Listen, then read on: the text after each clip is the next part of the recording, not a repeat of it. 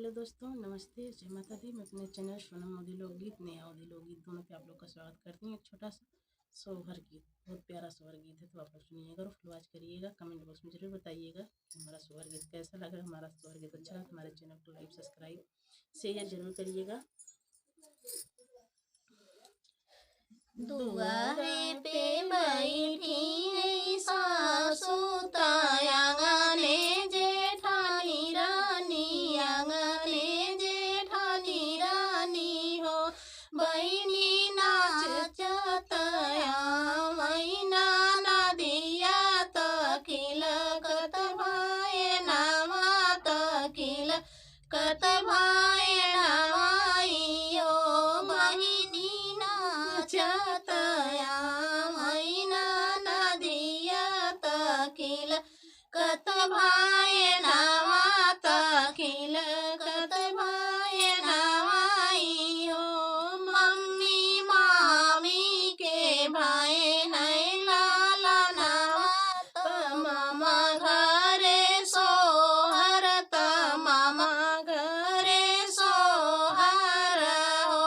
Mummy मामी के भाई नहीं लाला नावा त मामा घरे सोहर त मामा घरे सोहर हो। एतानी वचन सुनई पियावत दान से अरज करई, दाना से अरज करई हो। धनावतिया है हमारी बहिनिया, बहिनिया मनवा राखियो, बहिनिया मनवा राखियो हो। धनावतिया हमारी बहिनिया, बहिनिया मनवा राखियो, बहिनिया मनवा राखियो। एतने में आई नदिया पलंग चढ़ी बैठई, पलंग चढ़ी बैठई हो। भीतर से निकरई भौजैया त ननदी से अरज करई, ननदी से अरज करई हो। ननदी लाइले तू अपना भतीजवा, भतीजवा खेलावऊ, भतीजवा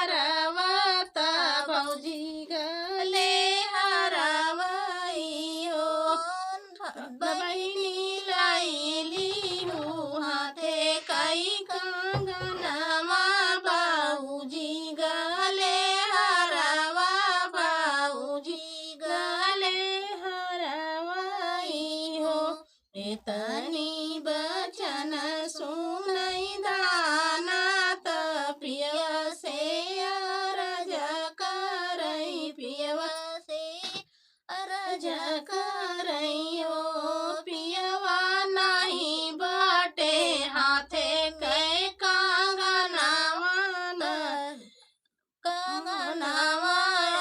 हुरहले हरवाया हुरगले हरवाइयो पियवा काहू हम दे बैना नदिया तकाऊ भाई नवा तकाऊ भाई नवाइयो दाना दैना देत्यू नाकी कैना तुनिया बायन कासी कड़िया भायन कासी कड़िया इयो दाना दैना देत्यू नाकी कैना तुनिया भायन कासी कड़िया भायन कासी कड़िया हासत गरवा जाते हासत